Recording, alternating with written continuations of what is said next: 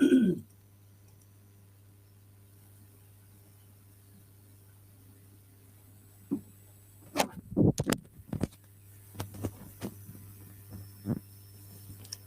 बच्चों good morning. Good morning प्यारे बच्चों, कैसे हैं आप?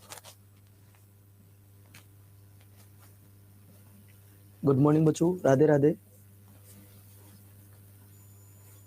बच्चों आज आपका पूरी मिसलेनियस स्टैटिक जीके का टेस्ट है। Are you ready? आज आपका मिसलेनियस स्टैटिक जीके का टेस्ट है। क्या आप सभी तैयार हैं? मैं बहुत अच्छा हूं। क्या आप सभी तैयार हैं?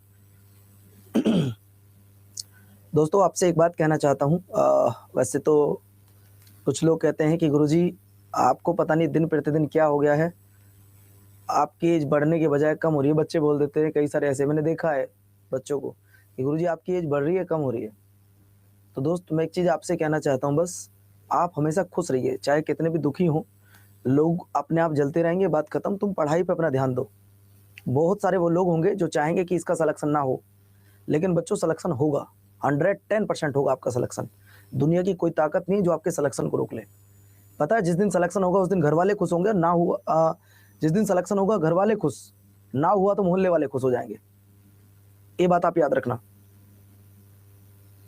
तो बच्चों आज मैं आप सभी से बस एक बात कहना चाहता हूँ। आप में से कितने बच्चे ऐसे हैं जो मुझे मानते हैं कि ये बंदा जो सामने खड़ा है ये अपना भाई है, गुरु है, दोस्त है, दिल जिगर का टुकड़ा है? कौन क्या मानता है ये बताओ आज कि हाँ ये जो बंदा सामने खड़ा है ये हमारा बड़ा भाई है, ये हमारा एक दोस्त है। ये आपको मैं एक बात कहना चाहता हूँ, मैंने हमेशा आपको वो इज्जत दी है जैसे एक छोटे भाई को देते हैं।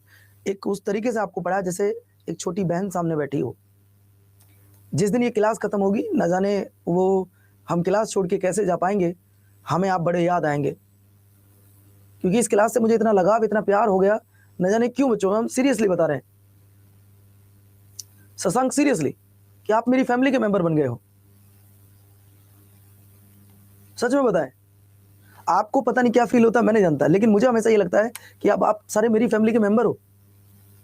और ये बैच अब समाप्ति की तरफ जा रहा है, तो पता नहीं मैं आपको छोड़ के कैसे जाऊंगा। बड़ी याद आएगी आपकी यार, वो बच्चे जिनसे सुबह शाम को 4 बजे डेली मिलता था, अब वो बैच खत्म हो जाएगा। शायद इतने प्यार से ना मैंने कभी किसी को पढ़ाया है और ना ही आप इतने प्यार से कभी किसी से पढ़े हो। तो दोस्तों एक बात आपसे और कहना चाहूंगा, कभी भी आप इस चीज को लेकर कंफ्यूज मत होना कि हमारे पास पैसा नहीं है, हम पैसे की वजह से नहीं पढ़ पाए। ध्यान रखना कैसा, कभी बस आप ये मत सोचना कि हम बिना पैसे की वजह से नहीं पढ़ पाए। मैं आप सारे बच्चों को यूट्यूब पर स्टैटिक जीके के और भी पार्ट कराऊंगा। तो मेरी आपसे एक रिक्वेस्ट है, देखो बड़ा भाई हूं तुम्हारा और तुमसे आज हिंदी दिवस के दिन, विश्व हिंदी दिवस के दिन हाथ जोड़ के एक बात बोल रहा हूं आपसे कि दोस्तों आप सारे बच्चे मुझे डेली मिला करो। और डेली कहाँ मिला करो बच्चों? कपिल गुज्जर इम्यूनिटी वेल, ये क्या लिखे हो?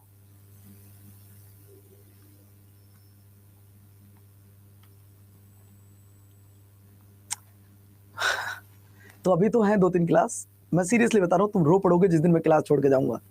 मैं रो पड़ूंगा जिस दिन मैं क्लास छोड़ के जाऊंगा। सीरियसली मुझे इतना लगाव हो गया आप सब बच्चों से।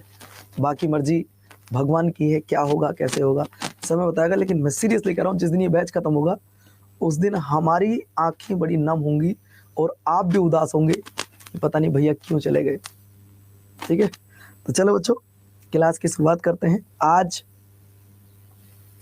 पहला पॉइंट आपकी स्क्रीन पर मैं लेकर आ रहा हूं दोस्तों, ये रहा। आज पूरी जीके जीएस का टेस्ट है। आप भी देखते हैं कि आप कितने कर पाओगे, कितना जानते हो, ये आपको बताना है।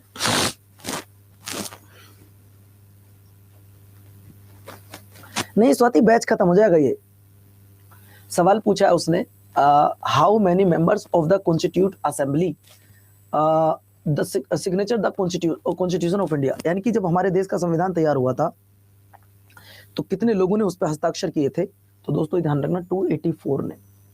लेकिन अगर मैं आपसे पूछूं कि मुझे सिर्फ इतना बताओ कि जो हमारी कॉन्स्टिट्यूट असेंबली थी ये कब बनी थी, ये कब बनी है, संविधान सभा कब बनी थी? कोई बच्चा बता सकता है संविधान सभा कब बनी थी बच्चों? तो तब आप कहोगे सर संविधान सभा जो बनी थी, आप लोगों को मैं बता देना चाहता हूं वो बनी थी 1946 में।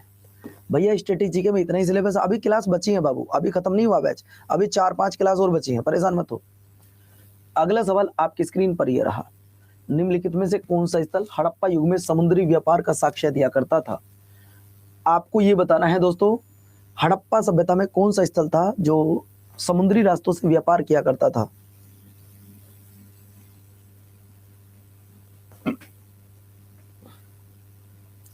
वो कौन सा था बच्चों, लोथल। और लोथल किस राज्य में पड़ता है, लोथल पड़ता है गुजरात में। लोथल कहां पड़ता है बच्चों, वो गुजरात में पड़ता है। ये आपके पेपर में कई बार पूछा जा चुका है, ठीक है। सवाल नंबर नेक्स्ट आपकी स्क्रीन पर ये रहा, राज्य लोक सेवा आयोग के सदस्यों की नियुक्ति किसके द्वारा की जाती है।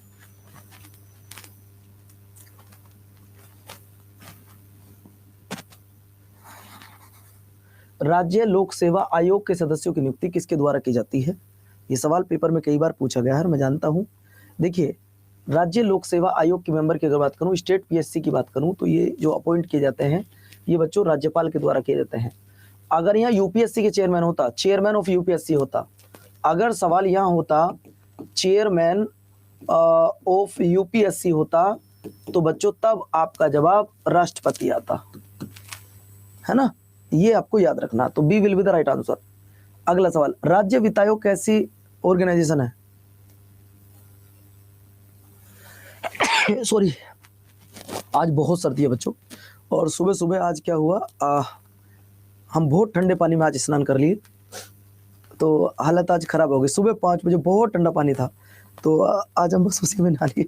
आज हमारा गीजर नहीं चला, तो हम उसी में स्नान कर लिया आज। तो राज्य वित्त आयोग कैसी ऑर्गेनाइजेशन है, तो दोस्तों ये है आपकी कैसी भैया, संवैधानिक निकाय। अच्छा बच्चों, एक बात और ध्यान से सुनो, इस पॉइंट को क्या आप जानते हैं, एक होता है कॉन्स्टिट्यूशनल बॉडी, एक होता है नॉन कॉन्स्टिट्यूशनल।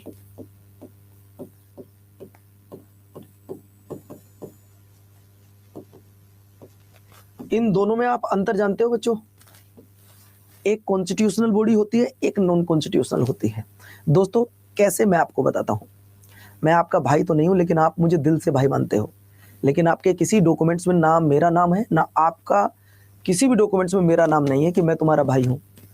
तो मान लो अगर मैं तुम्हारे घर चला भी जाऊं, किसी कारणवश आप मुझे बुला लो, मान लो पूनम तुमने फोन किया कि आ जाओ सर घर आ जाओ, मैं तुम्हारे घर चला, या मान लो मैं जाता हूं आज किसके घर बच्चों, संदीप के घर, संदीप ने मुझे बुला लिया कि भैया आ जाओ, आप घर आ जाओ, मैं घर चला गया।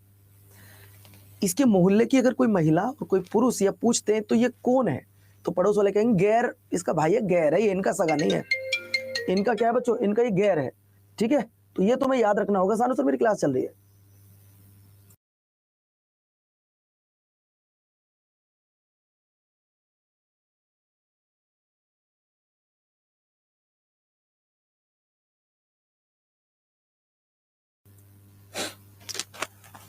तो दोस्तों मेरा कहने का मतलब सिर्फ आपसे इतना था कि हमारा तुम्हारा ये दिल का रिश्ता तो है, लेकिन किसी डॉक्यूमेंट से लिखा हुआ नहीं है।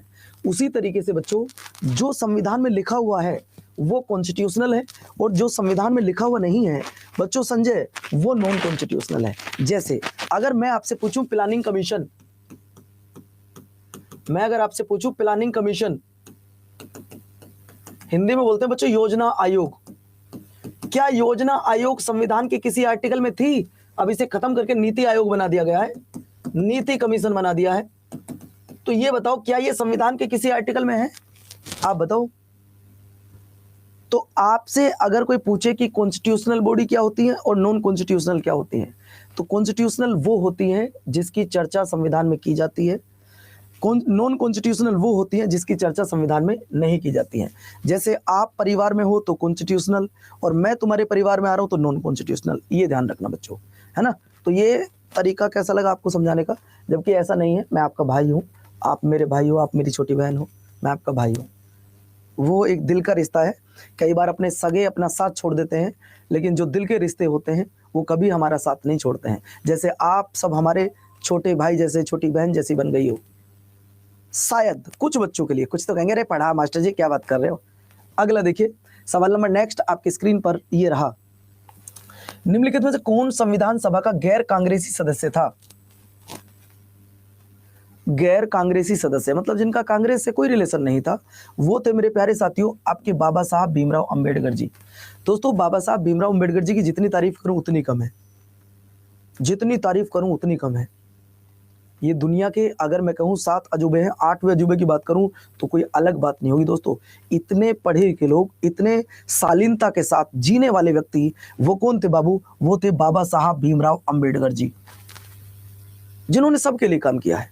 और ऐसी सिचुएशन में इन्होंने पढ़ाई की थी बच्चों, आप सीरियसली, मैं कभी इनके बारे में आपको बताऊंगा एक पूरी कहानी, तो तुम्हारी आंखों से आंसू आ जाएंगे कि क्या ऐसा भी हुआ करता था पहले। बिल्कुल होता था। ठीक है, चलिए सवाल नंबर नेक्स्ट। सवाल है कि दोस्तों निम्नलिखित में से किसने भारत के लिए संविधान सभा का विचार दिया था?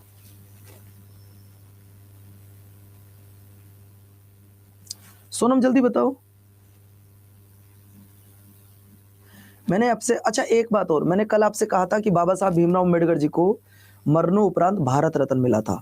इनको कब मिला है भारत रत्न, बता सकते हो कोई बच्चा? इनको भारत रत्न कब मिला है, कोई बच्चा बता सकता है? अनिल कुमार वर्मा ने तो पहले ही बता दिया था 1990 में। और 1990 में इनके साथ एक विदेशी को भी मिला था। वो विदेशी कौन था, बता सकते हो क्या? वो विदेशी कौन था, आप मुझे बता सकते हो? अगर मैं विदेशी की बात कर रहा हूं तो वो थे नेल्सन मंडेला। ठीक है बच्चों, ये भी तुम्हें याद रखना होगा, नेल्सन मंडेला। और दोस्तों ये जो था वो था कैबिनेट मिशन। ये कैबिनेट मिशन कब आया था बच्चों? 1946 में आया था। कैबिनेट मिशन 1946 में आया था। अच्छा एक बात बताओ दोस्तों, आप सबसे मेरी एक रिक्वेस्ट रहेगी, रोज दोपहर 12 बजे मैं YouTube पर एक क्लास लिया करूंगा, उसमें आप जरूर आना। और उस क्लास में मेरा एक बच्चों के लिए आज मैंने प्रॉमिस किया है, सौगंध खाई भगवान की, कि मैं उसमें हमेशा आपको थ्योरी पढ़ाऊंगा। क्या पढ़ाऊंगा बच्चों? थ्योरी पढ़ाऊंगा। और आज एक ऐसा टॉपिक पढ़ाने वाला हूं बच्चों, जिस टॉपिक का नाम है lake of India. Lake of India and world. पहले इंडिया की कराऊंगा आज तो बच्चों। भारत की मेरे प्यारे साथियों क्या है? झील। ऐसी ट्रिक बताऊंगा तो मैं आज, ऐसी ट्रिक बताऊंगा, ऐसी ट्रिक बताऊंगा कि जिंदगी में कभी भूल नहीं पाओगे। सर कहां पर? रेलवे अड्डा पर, रेलवे अड्डा 24/7 पर। किस समय बच्चों? 12 बजे आज। अगला सवाल देखिए, सवाल नंबर नेक्स्ट है, राष्ट्रीय मानवाधिकार आयोग की स्थापना कब हुई थी? शिल्पी बेटा जल्दी जवाब दो। सवाल मैंने पूछा है कि राष्ट्रीय मानवाधिकार आयोग, सबसे पहले मैं मानवाधिकार दिवस कब मनाते हैं? अगर मैं आपसे कहूं कि मानवाधिकार दिवस कब मनाते हैं, दोस्तों तब मनाते हैं, आपका जवाब आएगा 10 दिसंबर को। कब सेलिब्रेट कर रहे हैं भैया? 10 दिसंबर। लेकिन उसने ये नहीं पूछा है, उसने पूछा इसको इस्टेब्लिश कब किया गया था? 1993 में। बच्चों कई बार इसके अध्यक्ष पूछ लेता है कि इसके अध्यक्ष कौन है, कई बार आपसे ये पूछ लेता है कि इसके अध्यक्ष कौन है। तो दोस्तों इसके अध्यक्ष वो होते हैं जो सुप्रीम कोर्ट के रिटायर्ड जज होते हैं। ये ध्यान रखना, अगर आपसे पूछे कि इसके अध्यक्ष कौन होते हैं तो आप जवाब दोगे कि जो भी सुप्रीम कोर्ट के रिटायर्ड जज होते हैं वो इसके अध्यक्ष होते हैं। और ये सवाल पेपर में कई बार पूछा जा चुका है, हमको उम्मीद है कि ये ठीक गया होगा आपका। अगले पर आइए। अगला कहता है दोस्तों आपको 12 अक्टूबर 1993 को इसकी स्थापना हुई थी। अगला देखिए, तलचर प्रसिद्ध कोयले का एक क्षेत्र है, ये किस राज्य में है? तलचर।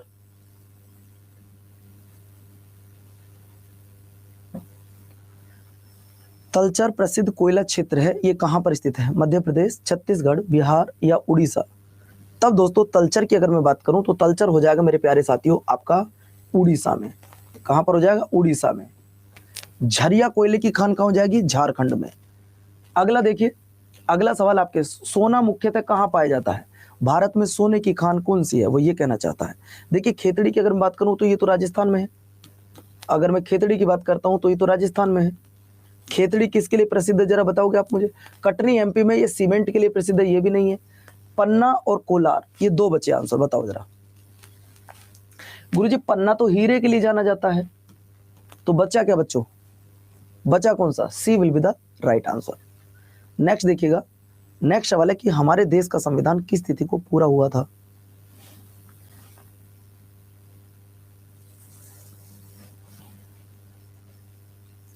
हमारे देश का संविधान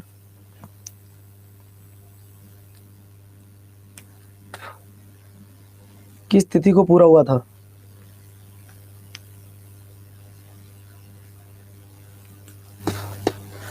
बच्चों अगर हमारे देश के संविधान की बात कर रहा है तो हमारे देश का संविधान 26 जनवरी 1950 के दिन पूरा हुआ था बच्चों। है कहीं ऑप्शन में? ये रहा। लेकिन हम संविधान दिवस कब मनाते हैं? अगर आपसे पूछे कि अंगीकृत कब हुआ तो अंगीकृत हुआ 1949 में। और अगर मैं आपसे कहूं संविधान दिवस कब मनाते हैं तो संविधान दिवस मनाते हैं 26 नवंबर को।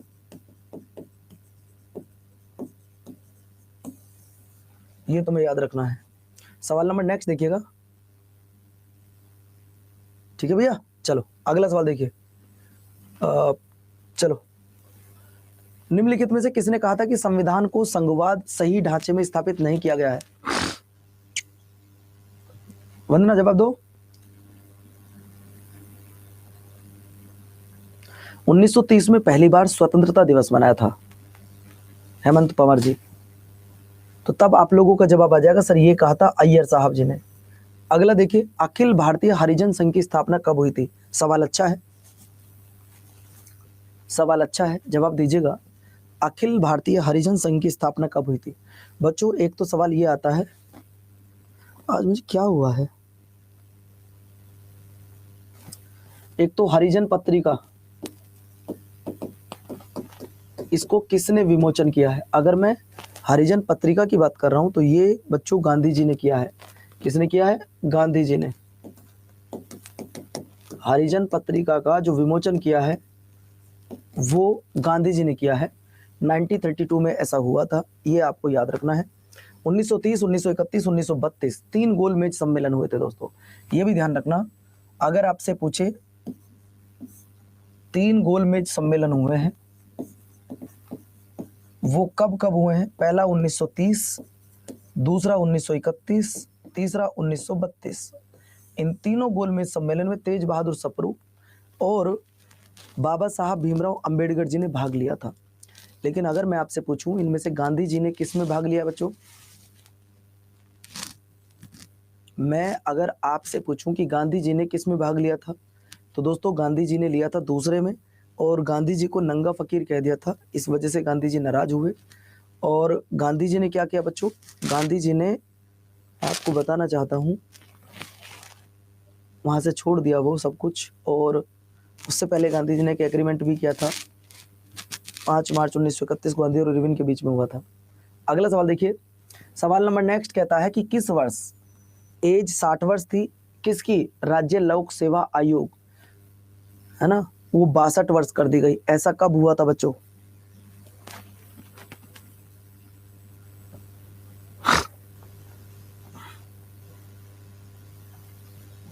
तो तब दोस्तों आप लोगों का जवाब आ जाएगा 41 कॉन्स्टिट्यूशनल अमेंडमेंट एक्ट।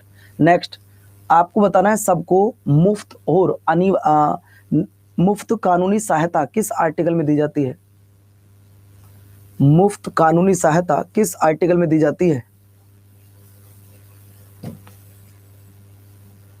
मुफ्त कानूनी सहायता किस आर्टिकल में दी जाती है?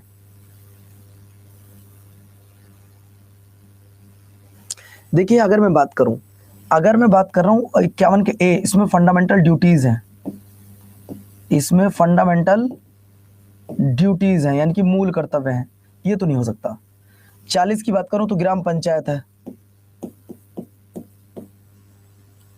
अब अगर आपको तुक्का लगाना बी या ए या सी तो दोस्तों आप कहोगे सर इसको तो बाबा साहब भीमराव अम्बेडकर ने हार्ट ऑफ कॉन्स्टिट्यूशन कहा है, ये तो नहीं हो सकता। तो बच्चा क्या? 39। और ये किस पार्ट में आता है? डीपीएसपी में आता है। और डीपीएसपी किस पार्ट में आते हैं? 4 में आते हैं। अगला सवाल देखिए, प्रारूप समिति में सदस्य शामिल थे कितने? प्रारूप समिति में कुल मिलाकर कितने सदस्य थे?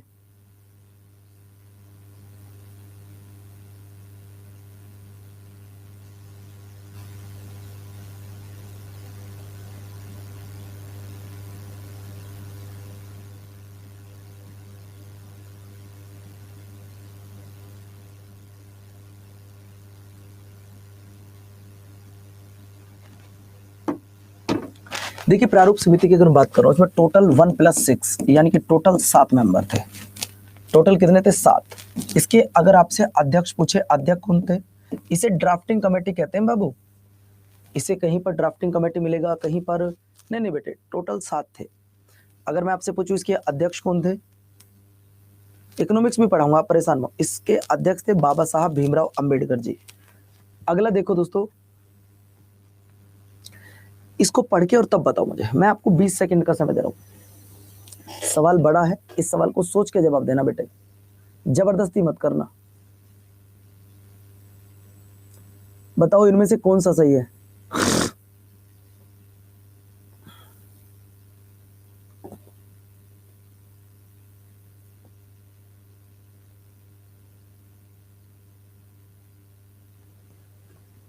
दोस्तों आप लोगों का जवाब मैं बताना चाहता हूं। सी आंसर आएगा, तीसरा सही है, बाकी सारे गलत हैं। क्योंकि वो कह रहा है कि संघ संविधान समिति का सदस्य नहीं, पंडित जवाहरलाल नेहरू थे। वो कह रहा है कि ड्राफ्टिंग कमेटी में 8 मेंबर थे, नहीं 7 मेंबर थे, है ना।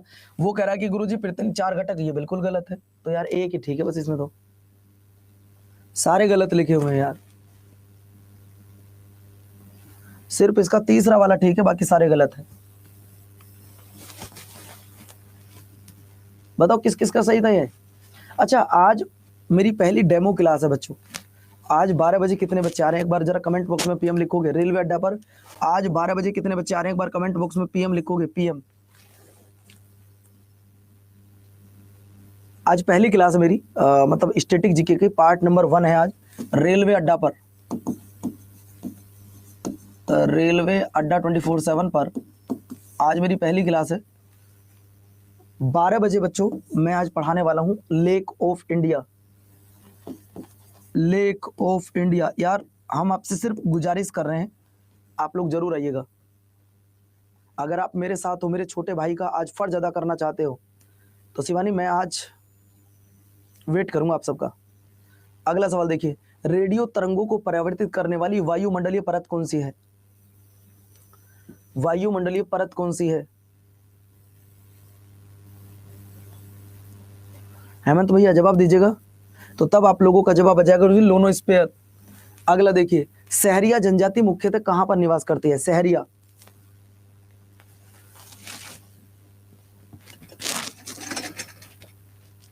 सहरिया जनजाति मुख्यतः कहां पर निवास करती है?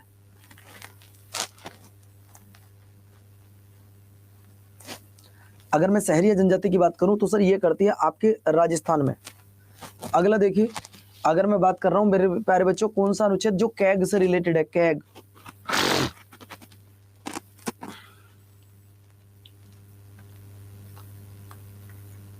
जनजाति की क्लास ले लूंगा गफ्फार अंसारी, परेशान मत हो। अगर मैं कैग की चर्चा कर रहा हूं तो कैग 148 से लेकर 151 तक है। 146 नहीं, 47 नहीं, 49 नहीं, 48 में आएगा भैया नियुक्ति इसकी। अगला देखिए, अच्छा मैं अगर आपसे पूछूं इस समय कैग का मतलब इसकी कैग की नियुक्ति कौन करता है, तो अपॉइंटमेंट करते हैं प्रेसिडेंट। अपॉइंटमेंट कौन करता है बच्चों? अपॉइंटमेंट करता है प्रेसिडेंट। ये भी आपको याद रखना है, ठीक है। चलिए सवाल नंबर नेक्स्ट आपकी स्क्रीन पर ये रहा। भारत में ताजे पानी की सबसे बड़ी लेक कौन सी है? आज इसकी ट्रिक बताऊंगा यूट्यूब पे तुम्हें।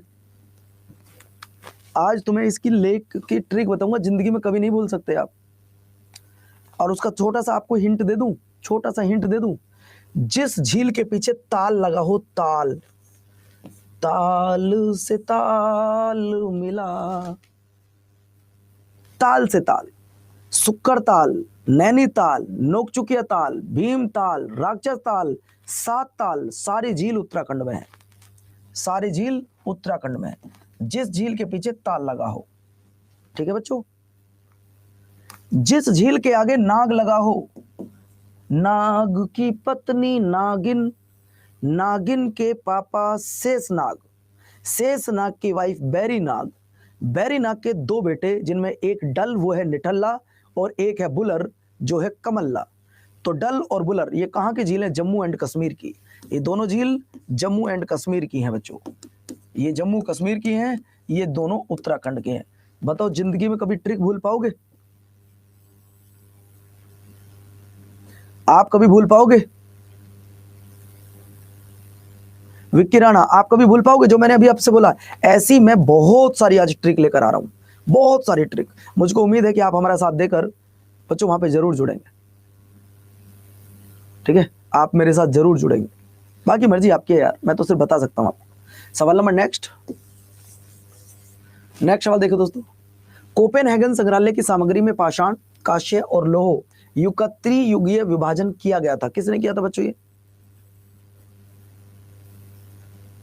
यूपी में लेख है सोनम, यूपी में लेख है। यूपी वाले करेला खाते हैं, ध्यान रखना, मैंने इसकी ट्रिक बना रखी है। यूपी वाले करेला खाते हैं, यूपी वाले करेला खाते हैं, करेला भी खाते हैं। एक तो भी का झील है, एक करेला, सारी चीज बताऊंगा, वो ट्रिक यही बता दूंगा, फिर तुम आओगे क्यों? ना ना ना ना, यहाँ ट्रिक नहीं बताऊंगा बेटे। वैसे आपको थोड़ा सा हिंट दे दूं सोनम, एक झील है जिसका नाम है भीका, और भी झील है, एक तिल है रामगढ़ ताल। अगला देखिए सवाल है अगला, भारत के किस स्थल की खुदाई से लौह धातु के प्रचलन के प्राचीनतम साक्ष्य मिले हैं?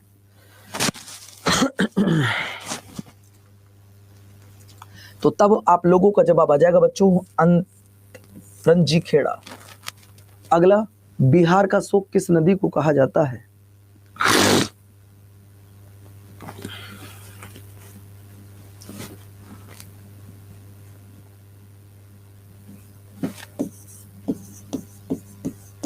ये भी जवाब देना बच्चों। बंगाल का शोक किसको कहते हैं? ठीक है, ये आपने कोसी क्या बोलते हैं बच्चों, कोसी नदी, बिल्कुल आपका करेक्ट आंसर आ गया। लेकिन सवाल ये कि बंगाल का शोक किसको कहते हैं? आपने बिहार का सही बता दिया, बिल्कुल सही बच्चों। जिसका भी आंसर दामोदर है वो वेल डन भैया। जो बंगाल का शोक है वो दामोदर रिवर को कहते हैं। अगला सवाल देखिए, पृथ्वी के भूमध्य रेखा के उत्तर या दक्षिण के स्थान की कोणीय दूरी का वर्णन करने के लिए किस शब्द का प्रयोग किया जाता है? किस शब्द का प्रयोग करते हैं? तो वो करते हैं बच्चों लैटिट्यूड का। अगला देखिए, ये लैटिट्यूड है बच्चों आपकी, ये। अगला देखो, निम्नलिखित केंद्र शासित प्रदेश या जारवा, केंद्र शासित प्रदेश या राज्य, जारवा जनजाति कहां पाई जाती है?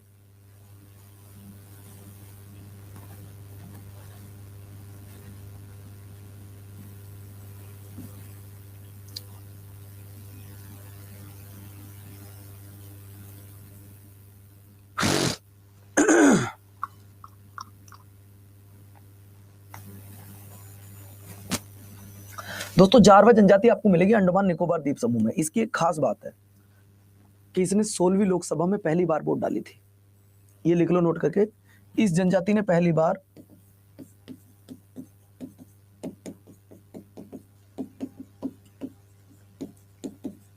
16वीं लोकसभा में वोट डाली थी।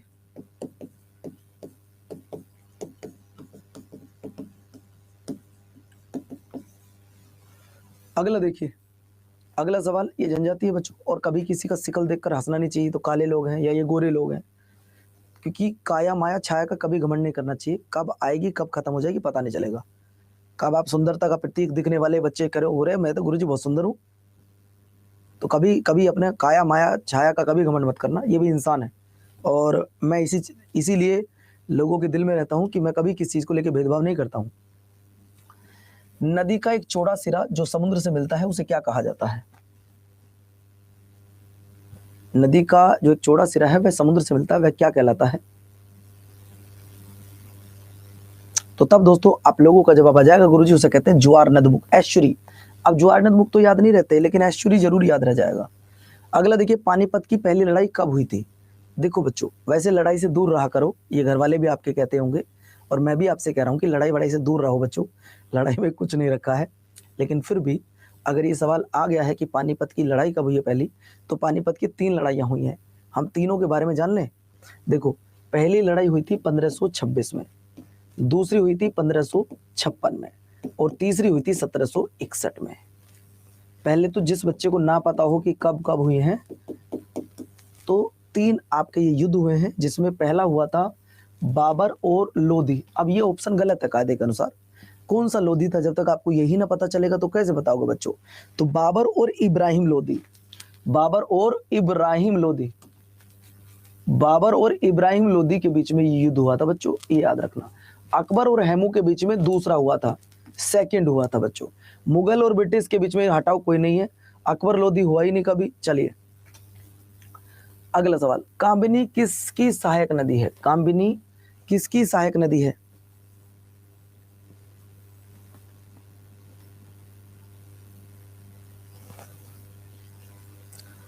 कामिनी किसकी सहायक नदी है? तो कामिनी की अगर मैं बात करता हूं तो दोस्तों ये कावेरी नदी की सहायक नदी है। अगला देखिए, भारत में प्रथम पूरा पाषाणिक उपकरण की खोज करने वाला रॉबर्ट ब्रूस फुट कौन था? ऐसे सवाल आज तक आपने पढ़े नहीं होंगे, क्योंकि पढ़ाते ही लोग उन सवालों को यूट्यूब पे जो बिल्कुल सिंपल सवाल हो, ताकि बच्चे ज्यादा आए, उनका नाम हो कि ये टीचर इतने बच्चे लाइव पढ़ाता है, आसान सवाल कराएंगे आपको यूट्यूब पे। लेकिन ऐसा हम कभी नहीं करते। हम चाहे यूट्यूब हो या पेड हो, मैं एग्जाम ओरिएंटेड नहीं पढ़ाता। हम पढ़ाते हैं पहले बच्चे को क्लियर करें वो टॉपिक। जब तक आपका टॉपिक क्लियर नहीं होगा आप एमसीक्यूज नहीं कर पाओगे बच्चों। बिल्कुल एग्जाम ओरिएंटेड वाली बातें करो, बात खत्म। नवदा टोली का उत्थान किसने किया था? अब आधे ज्यादा बच्चे नहीं जानते होंगे नवदा टोली का उत्थान किया किसने था। तो नवदा टोली का उत्थान करने वाले थे बच्चों संकालिया साहब। नेक्स्ट देखिए, नदी को तिब्बत में तांगपो के नाम से जानते हैं। कौन सी नदी है जिसको तिब्बत में त्यांगपो के नाम से जाना जाता है?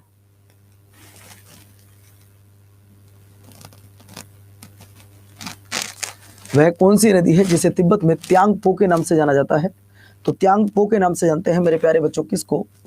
तो त्यांगपो के नाम से जानते हैं बच्चों ब्रह्मपुत्रा को। अगर मैं आपसे पूछूं कि ब्रह्मपुत्र नदी की टोटल लेंथ कितनी है, लेंथ ऑफ ब्रह्मपुत्रा,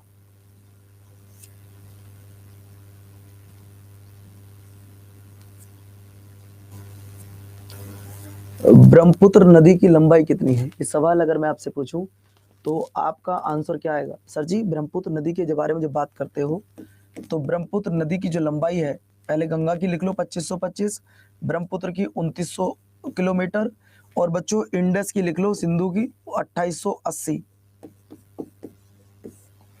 अगला देखो बच्चों, निम्नलिखित में से कौन सी एस्चुरी बनाती है? एस्चुरी तो मैंने अभी बताया था, एस्चुरी तो मैंने अभी बताया था, नर्मदा नदी है, दो पर्वतों के बीच बहती है। नर्मदा की लंबाई बताओ किसी को पता हो तो, length of Narmada river, Narmada की लेंथ बताओ ना किसी को पता है तो। अभिषेक चौरसिया बिल्कुल ठीक है, 1312, 1312 किलोमीटर है बच्चों। अगला, मद्रास के संस्थापक कौन थे? Who was the founder of Madras?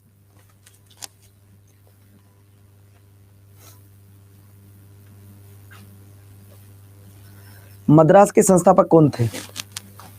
Sir John child, Robert Clive, Dalhousie या फ्रांसिस डे? सर वो थे डे साहब के नाम से याद कर लो।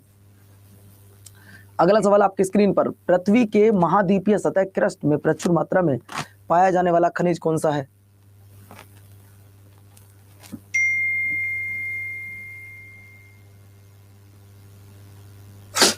तो तब दोस्तों आप लोगों का जवाब आ जाएगा सर जी प्रारंभिक पूर्ण मानव को किस नाम से जाना जाता था? सर हमने तो होमोसेपियंस के नाम से सुना है, लेकिन यहां तो ऐसा ऑप्शन ही नहीं है। अगला देखिए, कार्बन डेटिंग का प्रयोग किसकी उम्र निर्धारित करने के लिए किया जाता है? कार्बन डेटिंग का प्रयोग निम्नलिखित में से किसकी उम्र निर्धारित करने के लिए किया जाता है? तब आपका जवाब आ जाएगा फॉसिल्स के लिए। अगला देखिए, भूख हड़ताल के कारण जेल में मरने वाला नहीं बच्चों, जेल में शहीद होने वाले स्वतंत्रता सेनानी का नाम बताइएगा। जेल में भूख हड़ताल के कारण शहीद होने वाले क्रांतिकारी का नाम क्या था बच्चों? कोई जल्दी नहीं है यार, आराम से बताओ। सर जी अगर हम इसकी बात करते हैं तो वो थे जतिन दास जी। वो कौन थे बच्चों? जतिन दास जी। सवाल नंबर नेक्स्ट आपकी स्क्रीन पर, ये वो व्यक्ति हैं दोस्तों 13 सितंबर 1929 को 63 दिन की भूख हड़ताल के बाद इनकी डेथ हो गई थी। ठीक है, ये आप याद रखिएगा, ऐसे ऐसे क्रांतिकारी भी हुए हैं। अब अंग्रेजों के सामने कुछ व्यक्ति लगाते हैं लोड, भाई लोड लगाओ इनके नाम के सामने। किस लिए लगाए? इन्होंने हमारे क्रांतिकारियों पर इतने अत्याचार किए हैं, बहुत ज्यादा अत्याचार इन्होंने किए हैं। हिंदू मुस्लिम सिख ईसाई इन्होंने कोई नहीं देखा। अगर वो क्रांतिकारी है तो मार दो इनको। निम्नलिखित में से कौन सा मौर्य शासक बौद्ध धर्म को मानता था? बौद्ध धर्म को किसने फॉलो किया था?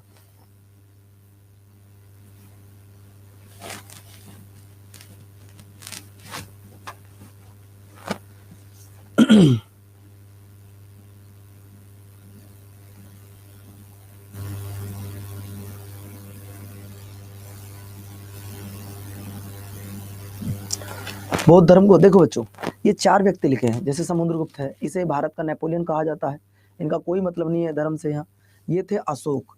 अशोक की अगर मैं बात करूं, अशोक ने बौद्ध धर्म को इतना फॉलो किया कि अदर कंट्री में अपनी बेटी को भेज दिया, अदर कंट्री में अपने बेटे को भेज दिया कि जाओ बौद्ध धर्म का प्रचार करके आओ। नदीम सैफी आ जाओ भैया। अगला देखिए, किस विश्व के किस महाद्वीप में चीन, भारत और जापान आते हैं? ये तो बड़ा आसान सा सवाल है यार। चीन, भारत और जापान किस महाद्वीप में आते हैं? विश्व के किस महाद्वीप में चीन, भारत और जापान आता है? सवाल ये है। देखिए, अगर मैं चीन, भारत और जापान की बात कर रहा हूं तो दोस्तों तब आपका आंसर आ जाएगा सर जी एशिया। यह विश्व का सबसे बड़ा महाद्वीप है, यह सबसे बड़ा महाद्वीप है, ये तुम्हें याद रखना होगा। Largest continent in the world कौन सा बच्चों? एशिया। अगला देखिए, टिहरी पनबिजली कॉम्प्लेक्स निम्नलिखित में से किस नदी पर बनी हुई है? टिहरी।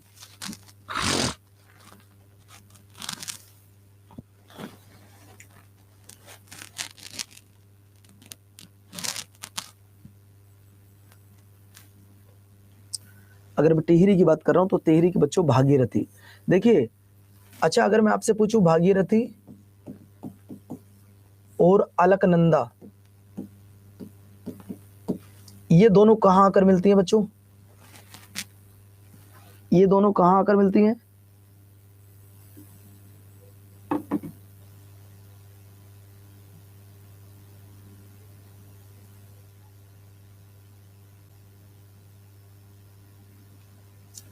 तो ये दोनों आपको देवप्रयाग में आकर मिलते हैं, ये ध्यान रखना, और यहीं पर गंगा नदी का निर्माण होता है। अगला सवाल देखिए, मध्य प्रदेश के किस पुरातात्विक स्थल से प्रारंभिक ऐतिहासिक युग के विविध लौह उपकरण प्राप्त हुए हैं? विविध लौह उपकरण प्राप्त हुए हैं, तब दोस्तों आपका जवाब आ जाएगा कि वो नागदा। ठीक है बच्चों। सवाल नंबर नेक्स्ट देखिए, गुफरकाल निम्नलिखित में से कहाँ स्थित है? अब थोड़ा जल्दी चलिएगा। गुफराल कहाँ स्थित है? तो तब तुम लोगों का जवाब आएगा गुरुजी स्वात घाटी में। तेज चल रहा हूं थोड़ा। बाबर ने 1526 में पराजित कर मुगल साम्राज्य की नींव रखी थी, तो बाबर ने किसको हराया था? बाबर ने किसको हराया था बच्चों? यही सवाल थोड़ी देर पहले मैंने आपको बताया था, जिसमें सिर्फ लोदी लिखा था। मैंने कि ये सवाल गलत है जब तक पूरा आंसर ना दिया हो। इब्राहिम लोदी। इब्राहिम लोदी के बारे में एक लाइन सुन लो बच्चों। यह पूरे इंडिया में एकमात्र ऐसा सुल्तान है जिसकी मृत्यु युद्ध के मैदान में हुई हो। मतलब दिल्ली सल्तनत का एकमात्र ऐसा सुल्तान जिसकी मृत्यु युद्ध के मैदान में हुई हो, ये तुम्हें याद रखना है। लेकिन अगर मैं आपसे पूछूं बाबर की डेथ कब हुई है बच्चों? बाबर की डेथ कब हुई थी? तो बाबर की डेथ हुई थी बच्चों 1530 में। हर किसी मुगल बादशाह की एक ऑटोबायोग्राफी थी, बाबर की भी ऑटोबायोग्राफी है। बाबर की ऑटोबायोग्राफी का नाम था बाबरनामा। इस बाबरनामा को किसने लिखा है, क्या आप मुझे बता सकते हो? बाबरनामा को किसने लिखा था? तो दोस्तों ध्यान रखना, बाबरनामा को लिखने वाला कोई और नहीं था, खुद बाबर था, खुद बाबर था। अगला देखिए, हुएन जिसका स्वागत तीर्थ यात्रियों के राजकुमार के रूप में किया जाता है, वह किसके शासनकाल में भारत आया था? बच्चों ना तो विष्णुगुप्त के में आया, ना बच्चों वो अशोक के में आया, फिर वो किसके शासनकाल में आया? तब दोस्तों वो आप लिख लेना गुरुजी, वो हर्षवर्धन। देखो यहाँ खुद से लिख दिया, वो हर्ष के में आया और हर्षवर्धन के दरबार में आया था बच्चों वो। अब आएगा सही आंसर, हर्षवर्धन के समय में भैया वो भारत आया था। अब पता है उसने हर्ष को हिंदी में जो गूगल से ट्रांसलेट किया होगा तो हर्ष को उसने खुद से लिख दिया होगा, जबकि इसका पूरा नाम था हर्षवर्धन जी, है ना, हर्षवर्धन। अगला सवाल आपकी स्क्रीन पर ये रहा, झरिया और चंदपुरा कोयला क्षेत्र है ये किस राज्य में है?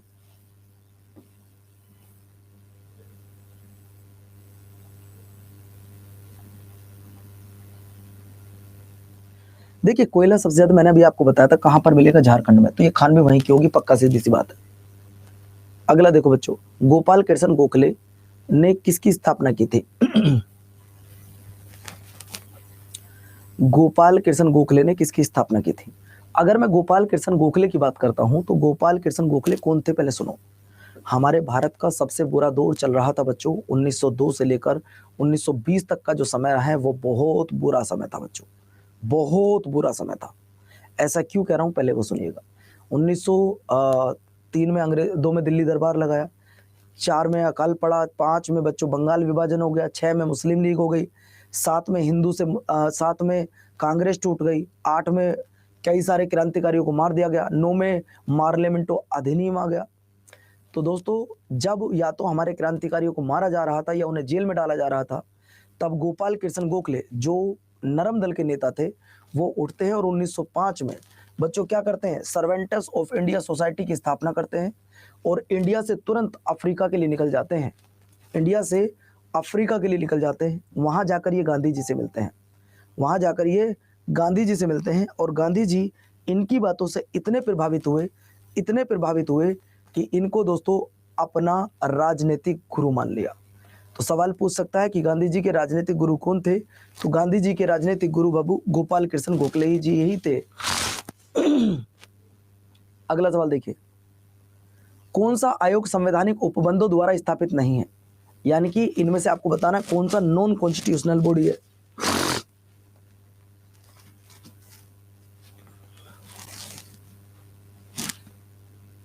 मैंने आपको समझाया था जिसका वर्णन संविधान में ना हो वो नॉन कॉन्स्टिट्यूशनल बॉडी रहता है।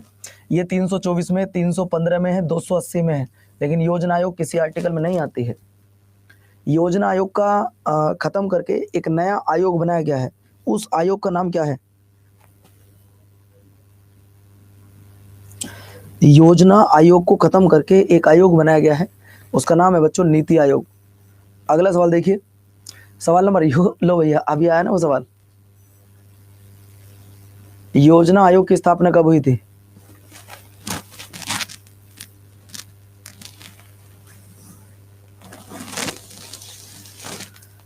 अगर मैं आपसे पूछूं योजना आयोग की स्थापना कब हुई थी, तो बच्चों योजना आयोग की स्थापना हुई थी 15 मार्च 1950 को। 15 मार्च 1950 को इसकी स्थापना हुई थी। 2015 में इसको खत्म कर दिया गया, डिस्ट्रॉय कर दिया गया पूरी तरीके से। सवाल नंबर नेक्स्ट देखिएगा, नेक्स्ट सवाल है, निम्नलिखित में से किसने तुर्कान ए चहलगामी का गठन किया था? तुर्कान ए चहलगामी का गठन किसने किया था? तुर्कान ए चहलगामी कह सकते हो या आप 40 गुलामों का दल कह सकते हो। 40 गुलामों का दल कह सकते हो। तुर्कान ए चहलगामी या 40 गुलामों के दल की स्थापना किसने की थी? तो दोस्तों स्थापना करने वाला कौन था? स्थापना करने वाला इल्तुतमिश था, लेकिन अगर आपसे पूछे इसे खत्म करने वाला कौन था? खत्म बलबन ने किया था। अगर मैं बात करूं दोस्तों, बलबन ने एक ऐसी प्रथा चलाई थी जिसका नाम था सिजदा। आप सिजदा का मतलब होता है, और एक थी पैबोस, ये दोनों ईरानी प्रथा है। सिजदा का मतलब है सिर झुकाकर किसी को नमस्कार प्रणाम सलाम वालेकुम करना, और पैबोस का मतलब है किसी के पैर चूमकर उसे प्रणाम करना, है ना। तो दोस्तों इन दोनों प्रथाओं को किसने चलाया था? वो बलबन ने चलाया था। अगला देखिए, नवरोज त्योहार इसी ने चलाया है। अगला सवाल आपकी स्क्रीन पर ये रहा, अकबर के शासनकाल में राजस्व व्यवस्था किसके हाथों में थी?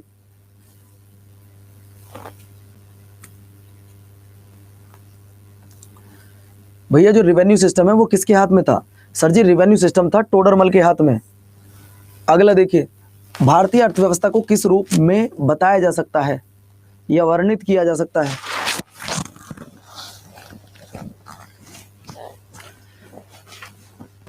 हमारी जो अर्थव्यवस्था है उसे किस रूप में वर्णित किया जा सकता है? सर जी हमारी जो अर्थव्यवस्था है उसे, मेरे प्यारे साथियों, उसे हम विकसित कर सकते हैं किस रूप में?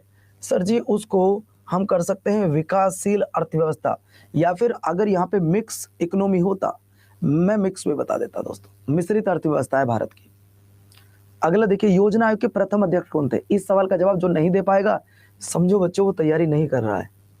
देखिए, योजना आयोग के अध्यक्ष हमेशा प्रधानमंत्री होते थे, तो पहले प्रधानमंत्री कौन थे, बस आपको ये बताना है। आपको ये बताना है कि पहले प्रधानमंत्री कौन थे।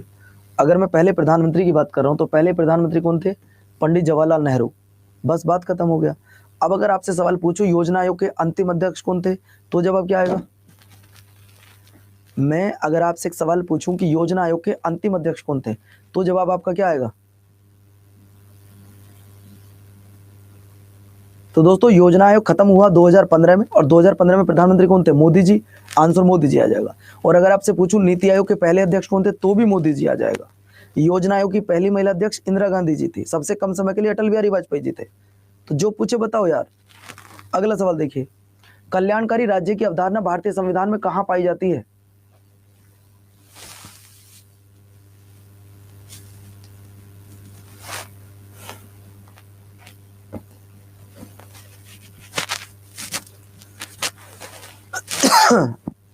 सर ये मिलेगी आपको प्रेम्बल में, ओ सॉरी, नीति निर्देशक सिद्धांतों में, आर्टिकल नंबर 39 में।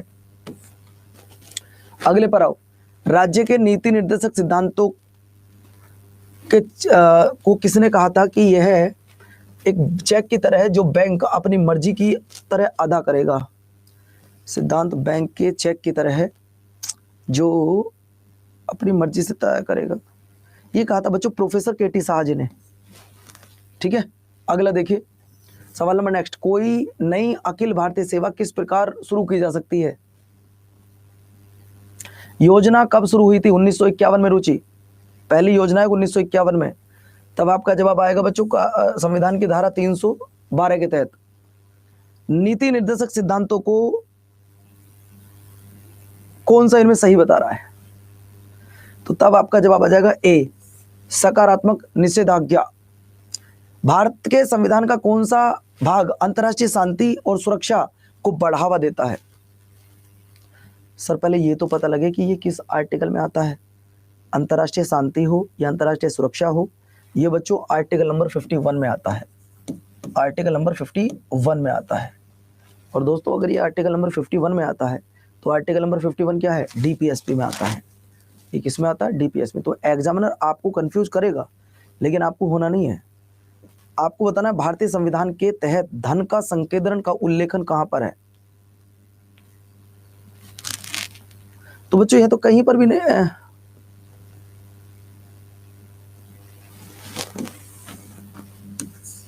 मैं इसको कट कर रहा हूं बच्चों, अगले पर आओ। अगला सवाल आपके, राष्ट्रपति निम्नलिखित में से किस सूची पर अध्यादेश जारी कर सकता है। बच्चों अगर मैं अध्यादेश की बात कर रहा हूं तो अध्यादेश किस आर्टिकल में जारी होता है, अध्यादेश 123 में जारी होता है। अगर राज्यपाल अध्यादेश जारी करे तो किस आर्टिकल में जारी होगा बाबू, अगर राज्यपाल अध्यादेश जारी करे तो किस आर्टिकल में जारी होगा। तो बच्चों अगर राज्यपाल जारी करता है तो उसके लिए आर्टिकल 213, ये आपको ध्यान रखना होगा बच्चों। अगला देखिए, निम्नलिखित में से अखिल भारतीय सेवा कौन सी नहीं है।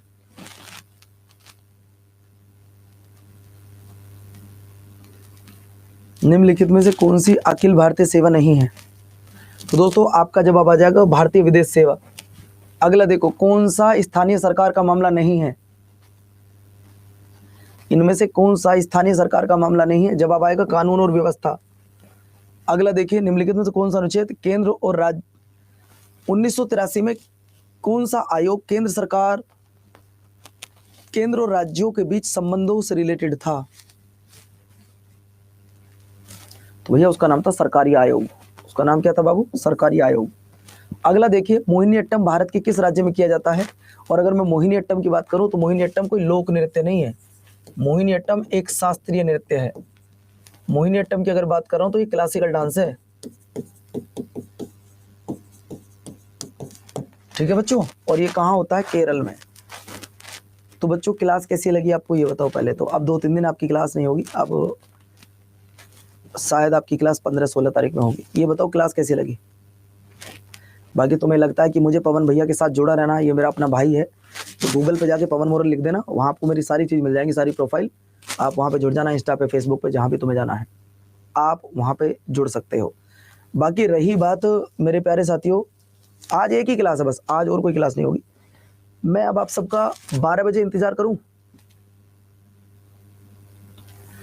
आज 12 बजे क्या मैं अपनी छोटी बहनों का और छोटे भैयाओं का इंतजार करूं? बोलो यस या नो। आज 12 बजे कहां इंतजार करूं आपका? रेलवे अड्डा पर। कहते हैं कि इंतजार का फल बड़ा मीठा होता है, तो आज मैं आप सबका इंतजार करूंगा रेलवे अड्डा 24/7 पर, ठीक 12 बजे। 12 बजे आपका इंतजार रहेगा बच्चों। आज भैया मैं आपसे मिलना चाहती हूँ, बिल्कुल आना मेरी प्यारी बहन सिलेक्शन के बाद। आज छोड़ दो पेड बैच, कोई नहीं, आज वहां पे आओ बच्चों 12 बजे यूट्यूब पर। हाँ बुक पे ऑफर चल रहा है, अगर आपको बुक लेनी है तो बुक ले सकते हो। ठीक है बच्चों, नमस्कार, धन्यवाद, जय हिंद, खुश रहिए, मस्त रहिए, अपना ध्यान रखिए, अपनों का ध्यान रखिए। नमस्ते बच्चों, well done, thank you so much, bye bye.